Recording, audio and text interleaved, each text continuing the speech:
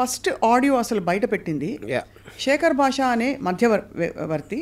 అతను పెట్టబట్టి నేను డిఫెన్స్లోకి వెళ్ళి నా దగ్గర ఉన్న ఇతరత్ర వీళ్ళవి ప్రూఫ్లు బయట పెట్టాను తప్ప, లేకపోతే అంటే మీరు అందరినీ ఇలా ప్రూఫ్లతో బెదిరిస్తున్నారనే ఒక సైకో అనే ఒక ముద్ర తెచ్చుకున్నారని లావణ్య అడిగితే చెప్పిన విషయం.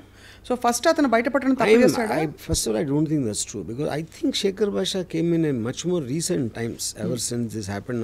నాకు తెలిసి అతను 30 days తర్వాత ఇప్పుడు audios we're hearing right from the beginning. అదొక పాయింట్. రెండోది ఇప్పుడు ఎవరు రికార్డ్ చేశారు, ఎక్కడి నుంచి వస్తుంది అనేది అది కంప్లీట్ అదొక మేజ్. అది యూనో అంటే వేరే వాళ్ళు మాట్లాడిన అన్ని రికార్డింగ్స్ ఏడు దగ్గర వచ్చినాయి, ఎవరు లీక్ చేస్తున్నారు అనేది నాకు తెలిసి సిబిఐ కూడా పట్టుకోలేదు. రైట్ అంటే కాంప్లికేట్ అనిపిస్తుంది. బట్ ద ఫ్యాక్ట్ దట్ ఈవిడ దగ్గర అన్ని ఎవిడెన్సెస్ అంతమంది కాన్వర్జేషన్స్ ఉన్నాయి అన్నది అదొక క్రిమినల్ ఇదంటారు బేసికలీ. మైండ్ క్రిమినల్ మైండ్ ఉండడం క్రిమినల్ థింకింగ్ రైట్. సో మీ దృష్టిలో లావణ్య ఏం ఎక్స్పెక్ట్ చేస్తున్నారు ఇప్పుడు అని అనిపిస్తుంది? బికాజ్ రాజ్ చరణ్ కావాలని తను బయటికి చెప్తున్నారు, బట్ యాక్చువల్గా ఏం ఎక్స్పెక్ట్ చేస్తారని మీకు అనిపిస్తుంది? Eventually I think this will reach some kind of a financial settlement అనేది నా guess. You know but at the same time తను అంత స్ట్రాంగ్గా ఉండి ఆల్రెడీ తను అంత సపోర్ట్ చేసి ఎంతో కొంత డబ్బు ఇచ్చి అన్ని చేశాడు కాబట్టి whether it be in the frame of the mind. అంటే ఇప్పుడు ఫైనాన్షియల్ సెటిల్మెంట్ అనేది మీరు ఒక బయట చేస్తున్నారా కోర్టులో అవుతుందా depending on the various factors అది అవన్నీ it will eventually lead to that. కానీ వాళ్ళిద్దరూ కలిసి ఉండటం అనేది జరగదు.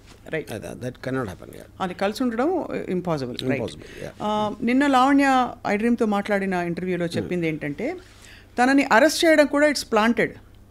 అంటే పోలీసులు ఉన్న పళంగా ఒకరోజు తను ఎక్కడి నుంచో దిగితే తనని వెళ్ళి అరెస్ట్ చేసి తీసుకెళ్ళిపోయారు. ఆ రోజు కుక్కపిల్లతో తను వాక్ వెళ్ళింది. అండ్ ఆ టైంలో అరెస్ట్ చేసిన వాళ్ళు మఫ్టీలో రావడం అనే ఫోటోగ్రాఫ్స్ కూడా చెప్పారు. మీకు ఏమనిపిస్తుంది అంటే ఒక డ్రగ్ కేసు అన్నది ఆబ్వియస్లీ మీరు క్రైమ్ స్టోరీస్ చాలా రాశారు తీస్తారు కాబట్టి అడుగుతున్నాను మిమ్మల్ని. See, the point ఇప్పుడు అది తన allegation about the police. But common sense tells me ఇప్పుడు మీకు ఒక వ్యవస్థ అనేది మీరు అరెస్ట్ చేసి దాన్ని చూపించి మేజిస్ట్రేట్ అక్కడ ప్రూవ్ చేసి వాళ్ళు రిమాండ్ ఇవ్వటం ఇన్ని ప్రాసెసెస్ అందరూ కలిసి ఏదో ఒక కుట్ర పన్నేసి ఎవరు కుట్ర చేయించారు అంటే that sounds very unbelievable. Point 1. So ఇప్పుడు దీని వెనకాల ఎవరున్నారని చేసే దట్ ఎవరున్నారని ఎక్స్ప్లిసిట్గా చెప్పకపోయినా నిన్న చర్చలో పాల్గొన్న ఇతర వారి సపోర్టర్స్ ఆవిడ సపోర్టర్స్ ఎవరైతే ఉన్నారో అంటే ఆ మాల్వి అనే అమ్మాయి తన గుడ్ ఆఫీసెస్ యూజ్ చేసి ఏదో ప్రెషర్ చేసి పోలీస్ డిపార్ట్మెంట్ బికాస్ తను అడగడం ఏంటంటే ఒక సామాన్య స్త్రీని కుక్కతో వాకింగ్కి వెళ్ళిన టైంలో ఎవరైనా పోలీసులు వచ్చి ఎందుకు అలా పట్టుకుంటారు, అలా తీసుకెళ్ళిపోయి 43 రోజులు ఉన్నానని తనే చెప్పారు. 43 ఒక పూట ఏ బెదిరించే ఏంటి అది అంటే వేరు, బట్ 43 రోజులు రిమాండ్లో ఉంచుకోవడం అనేది సాధ్యమా? రిమాండ్లో ఉంచుకోవడం అది that is a judicial remand.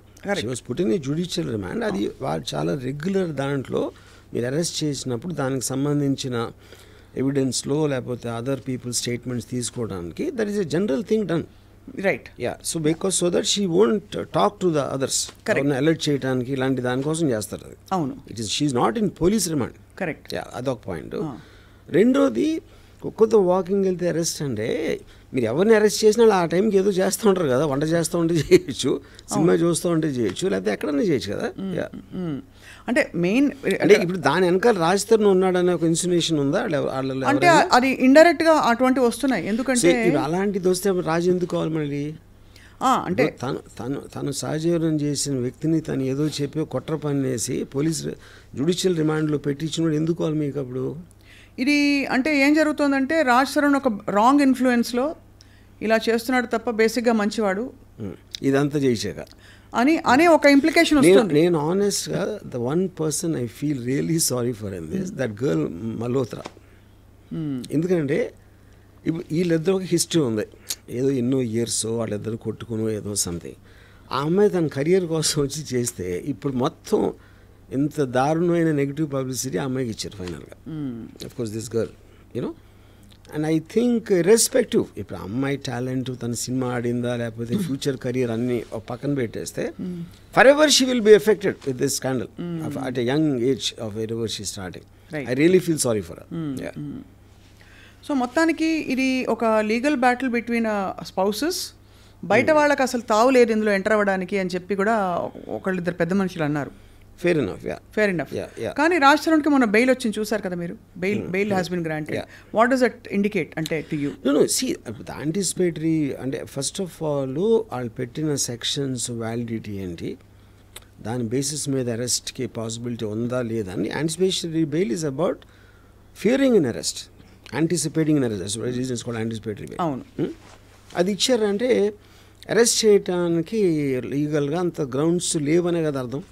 Which means the court has agreed that there is not enough proof as per the allegations being made by this person. తను రాంగ్డ్ అని చెప్తూ ఇతనికి అలిగేషన్స్ ప్రూఫ్స్ లేవని చెప్తున్నారు. మరోవైపు ఇంకొక మనిషి లావణ్య అనే ఒక అమ్మాయి ఎక్కడో ఉంటే ఒకరోజు ఒకనొక ఈవినింగ్ సాయంత్రం వెళ్ళి అరెస్ట్ చేసుకుని తీసుకెళ్ళిపోయారు మఫ్టీలో ఎవరో వచ్చని చెప్పి. జ్యుడిషియల్ రిమాండో ఏదో ఒక రిమాండ్ 43 రోజులు తన్ని జనసామాన్యం నుంచి తప్పించారు.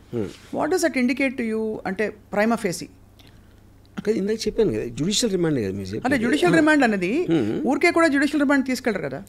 అదే అంటున్నాను. ఇప్పుడు దాంట్లో వాళ్ళు ఏ బేసిస్లో పట్టుకున్నారో, ఆ అమ్మాయి కనెక్షన్స్ ఏంటి, ఆ అమ్మాయి దగ్గర ఏం దొరికింది, whether they said she's user or she's actually distributing the thing, ఈ డీటెయిల్స్ అని ఉండేది పోలీస్ దగ్గర కదా. అవును, అది వాళ్ళు కోర్టుకి సబ్మిట్ చేసినప్పుడు కోర్టు రిమాండ్ ఇస్తుంది. రైట్.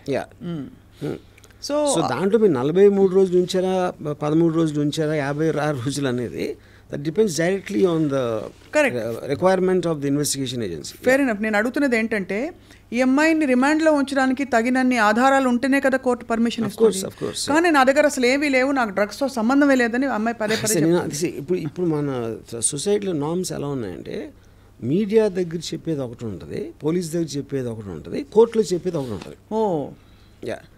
సో మీడియా అనేది దట్ ఈజ్ యువర్ క్యారెక్టర్ని మీరు జనరల్ పబ్లిక్లో ఎస్టాబ్లిష్ చేసుకోవడానికి మీడియా ఉంటుంది.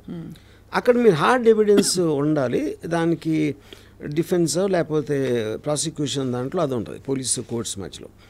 మీడియాలో చెప్పేది ఎప్పుడు కూడా మీరు if you noticed Johnny Depp and Amber Heard ఓడిపోయిన తర్వాత కూడా బయటకు వచ్చి అంత జ్యుడిషియల్ సిస్టమ్ అమ్ముడిపోయింది జానీ డెప్ అని చెప్పింది. And that is becoming regular. ఇప్పుడు నాకు ఫర్గా చెప్తే అన్యాయం చేసినట్టు, నాకు యాంటీగా వస్తే అన్యాయంగా నన్ను విక్టిమ్ చేశారు. And I think that's becoming very regular phenomena.